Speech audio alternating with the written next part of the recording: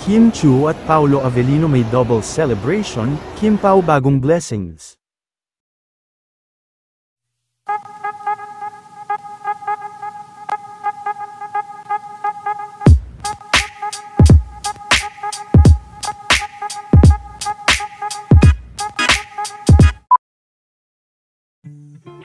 Masayang masaya, at hanggang ngayon nga ay hindi pa rin maitago ni Kim, ang lubos na kaligayahan nito, sa naganap na awarding kahapon ng Seoul Drama Awards.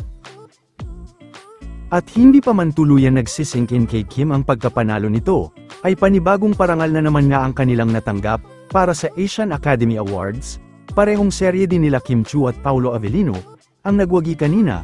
Kaagad naman na nag-post si Mr. Paolo Avellino at sa post nito ay nagsabi nga ito ng double congratulations. Patunay lang ito na kakaiba ang galing ng tambalan nila Kim at Paolo Avellino, hirit din ng mga fans ay marami ang is-celebrate nila Kim at Paolo. At isang araw din matapos ang event, ay nagsimula na ngang mamasyal si Kim para mag-shopping at bumili ng mga pasalubong. Kasama rin ni Kim ang team nito sa kanyang pamamasyal.